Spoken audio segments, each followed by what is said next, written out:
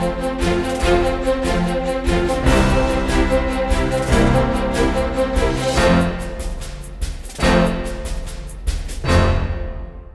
Study IQ IAS Hindi में आप सभी का स्वागत है। मेरा नाम है मनीष श्रीवास्तव और आज हम बात करेंगे खालिस्तानी संस्था SFJ के बारे में।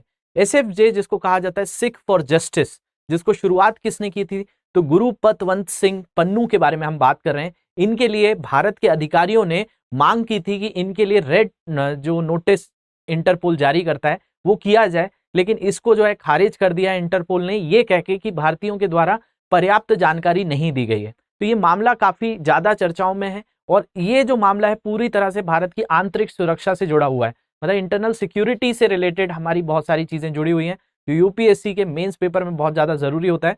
उस एंगल से हमें क्या क्या चीजें पता होनी चाहिए, इंटरपोल जैसी संस्थाओं के बारे में समझेंगे, उनका जो रेड नोटिस होता है वो क्या होता है उसके बारे में बात करेंगे। इसके अलावा जो एक खालिस्तानी संस्था है, जो एक अलगाववादी संस्था है कि भारत के अंतर्गत जो पंजाब का क्षेत्र है और जो पाकिस्तान का क्षेत्र है ये अलग करना चाहते हैं कि भाई एक अलग देश बन जाए खालिस्तान, इसकी ये मांग उठाते रहते हैं और इस तरीके से जो है कई तरह के भड़काऊ बयान जो है इनके द्वारा जारी किए जाते हैं। कई कई न्यूज़पेपर्स में कई तरह के आर्टिकल्स लिखते हैं, यूट्यूब पे चैनल्स होते हैं इनके। इसके अलावा भारत के अंदर जो है फंडिंग की जाती है कि अगर खालिस्तानी का झंडा अगर आप फहराओगे तो आपको इतना पैसा दिया जाएगा। तो ये पूरी तरह से फंडेड चीजें होती हैं। तो इसके ऊपर भारत सरकार ने सख्त कदम उठाए, UAPA एक्ट में भी इसको जो है शामिल किया था। तो इन सारी चीजों के बारे में आज के लेक्चर में समीक्षा करेंगे, बहुत ज्यादा जरूरी है आपकी आंतरिक सुरक्षा वाले भाग से, तो उसको बहुत अच्छे से देखते हैं। तो आज हमारा जो लेक्चर का पूरा मोटो रहेगा वो सबसे पहले ही SFJ के बारे में समझना कि भाई ये SFJ क्या है, जिसको सिख फॉर जस्टिस कहा जाता है।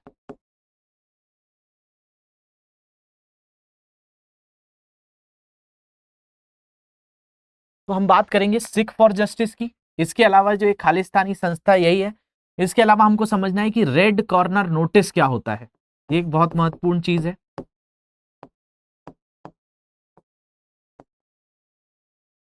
और रेड कॉर्नर नोटिस जो है इंटरपोल का क्या इसमें संबंध होता है, तो ये तीनों ही चीजें आज समझेंगे। SFJ क्या है, तो यहां पर आपको एक व्यक्ति की फोटो दिख रही है, इनका नाम है गुरुपतवंत सिंह पन्नू।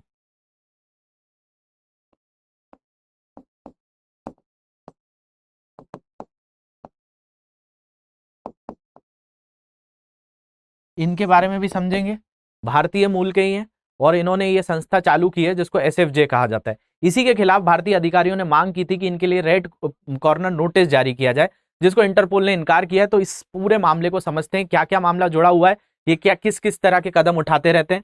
तो अगर इसमें हम बात करें तो सबसे पहली बात करते हैं इंटरपोल की।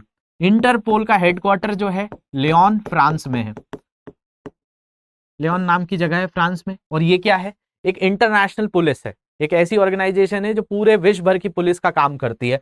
तो इंटरपोल का मतलब है इंटरनेशनल क्रिमिनल पुलिस ऑर्गेनाइजेशन, और ये एक अंतर्राष्ट्रीय पुलिस संगठन है।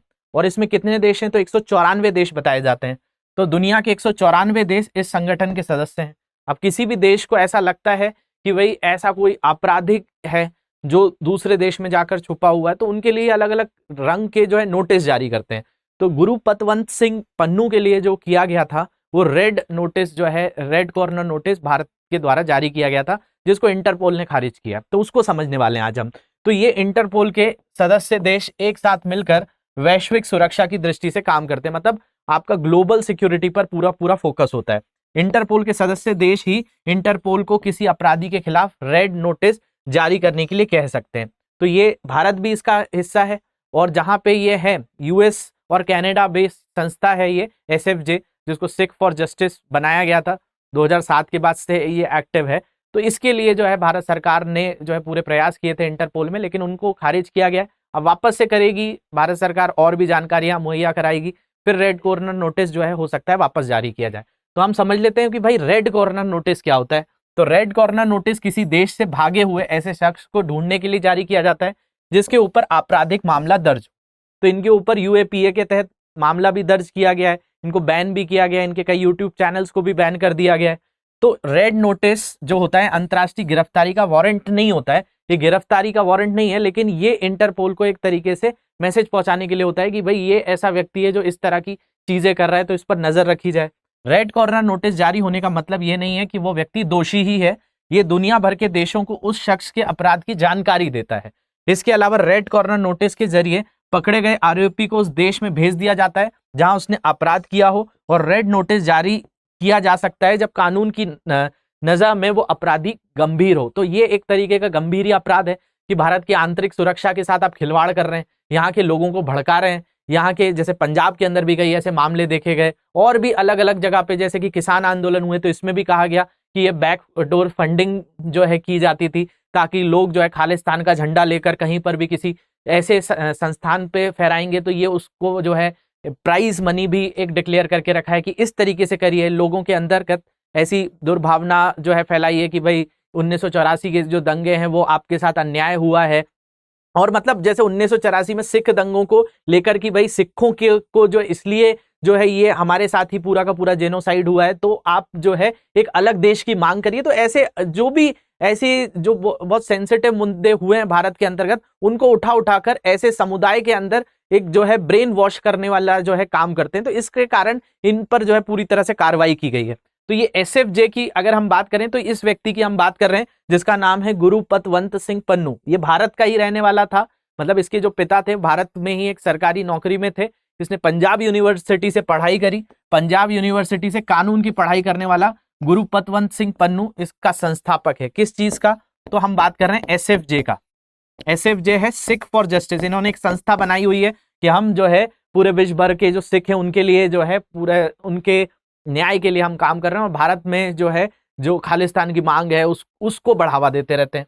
तो एसएफजी संगठन सिखों के लिए अलग खालिस्तान की मांग करता है, और 2007 में अमेरिका में एसएफजी की स्थापना की गई थी। पन्नू जो है अभी नागरिकता अमेरिका की लेके रखी हुई है, तो पन्नू फिलहाल अमेरिका में वकालत कर रहे हैं और एसएफजी की कानूनी सलाहकार भी हैं। और एसएफजे ने 2018 में पाकिस्तान के लाहौर में भी अपना एक ऑफिस खोल लिया है। तो बेसिकली इनको कहीं ना कहीं पाकिस्तान का भी सपोर्ट है, अमेरिका में है ही, कनाडा बेस में जो सिख समुदाय उनको भी भड़काने का पूरा काम करते हैं। भारत सरकार ने इनके लिए जो कदम उठाए वो ध्यानपूर्वक देखने चाहिए हमको। 2019 में जो यूएपीए एक्ट होता है, जो आपका प्रिवेंटिव डिटेंशन एक्ट कहलाता है, के तहत प्रतिबंध लगा दिया गया, और 2020 में सरकार ने एसएफजी से जुड़े 40 से ज्यादा वेब पेजेस और यूट्यूब चैनलों को भी बैन किया था। तो ये भारत की तरफ से कार्रवाई थी। फिर इंटरपोल में जो भारत के अधिकारी थे उन्होंने ये याचिका करी कि इनके लिए रेड कॉर्नर नोटिस जारी किया जाए, जिसको इंटरपोल ने जो है खारिज किया है।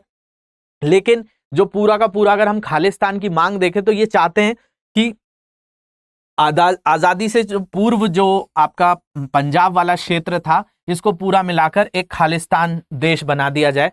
तो ये इस तरीके से लोगों को बरगलाते रहते हैं, अलगाववादी जो है विचारधारा को प्रमोट करते रहते हैं। तो ये जो संस्था है इसका नाम है सिख फॉर जस्टिस। मैंने बताया कि ये अमेरिका में ही स्टार्ट किया गया, और उसके संस्थापकों में जो है गुरुपतवंत सिंह पन्नू का नाम आता है। इसके अलावा अगर हम बात करें तो ये जो है इन्होंने जो है कुछ लोगों के ऊपर, अगर हम यहां पर बात करते हैं तो यहां पर एक बहुत देखने वाली चीज है।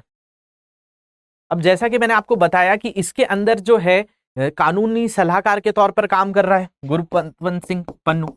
तो एसएफजे ने अमेरिका के अंतर्गत कई तरह के जो मामले हैं वो इनके ऊपर दायर किए, जिसमें सबसे पहले 1984 के सिख दंगों के लिए इन्होंने वहां की कोर्ट में कमलनाथ, सोनिया गांधी और मनमोहन सिंह के ऊपर केस किया हुआ है। इसके बाद 2007 में बनी, तब मनमोहन सिंह की सरकार हुआ करती थी। उसके बाद 2016 का जब विजिट हो रहा था अमरिंदर सिंह का कनाडा पे, तो उनको भी नहीं, एसएफजे ने वहां पर भी हंगामा किया था, जिसके बाद इनको अपना ट्रिप कैंसिल करना पड़ा था। साथ साथ इन्होंने नरेंद्र मोदी और अमिताभ बच्चन के ऊपर भी जो है ये केस किया हुआ है कि भारत के अंतर्गत जो है जैसे 2002 में जो गोधरा में दंगे हुए उसके आरोपी के तौर पर इन्होंने अमेरिका की कोर्ट में किया हुआ है कि सिख समुदाय के लिए ये जो है इस तरीके से चीजें करते रहते हैं, और इसके कारण भारत में जो सिख समुदाय है वो पूरी तरह से सुरक्षित नहीं है, तो हमें अलग देश दे देना चाहिए। तो इन सारे लोगों पर इन्होंने मुकदमे दायर करके रखे, वहां के कानूनी सलाहकार हैं उसके आधार पर।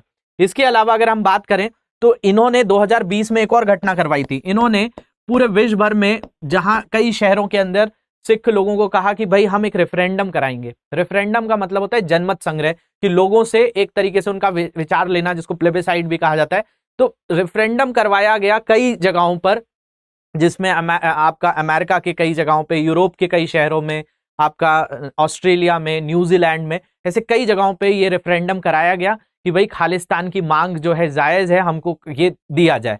तो ये बताया गया कि भाई ये कहाँ कहाँ हुआ था, तो ये पूरा यूएस कनाडा इसमें था, यूरोप के अंदर ये हुआ, अफ्रीका के केन्या में ये करवाया गया, पंजाब के अंदर भी ये रेफरेंडम हुआ, ऑस्ट्रेलिया, न्यूजीलैंड। बाद में ये पूरी तरह से विफल रहा, इसमें कोई भी तरह से ऐसे चीजें निकल कर नहीं आई, क्योंकि खालिस्तान मांग जो है वो एक तरीके से पूरा का पूरा एक ऐसी चीज है जिससे कई लोगों की दुकानें चल रही हैं, जिनमें लोग जो है ये पीछे से टेररिज्म फंडिंग देते रहते हैं। इसमें पाकिस्तान का भी बहुत बड़ा रोल है कि पाकिस्तान चाहता है कि भाई किसी भी तरह से जो है अराजकता फैलती रहे, भारत के अंदर जो आंतरिक स्थिति है वो एक सामान्य ना हो, कश्मीर का मुद्दा बार बार लेकर आ जाते हैं, तो ऐसे लोगों को ये फंडिंग करते हैं। जैसे लाहौर में जब इनकी ब्रांच खोली गई तो इसके पूरे पूरे साफ सुथरे संकेत थे कि भाई पाकिस्तान का इसमें पूरा का पूरा हाथ है, और पाकिस्तान खालिस्तानी जो समुदाय के लोग जो मांग करते रहते हैं, चाहे आप 1984 में भिंडरा वाले के बारे में भी पढ़ेंगे तो भी आपको मिलेगा कि वहां पे पाकिस्तान का पूरा पूरा सपोर्ट था। तो इसलिए भारत सरकार ने इसके ऊपर जो है इस तरह से कदम उठाए हैं। अब इंटरपोल को इस पे रेड कॉर्नर नोटिस जल्द से जल्द जारी करना चाहिए ताकि ऐसे लोगों पर पूरी तरह से दबिश की जाए।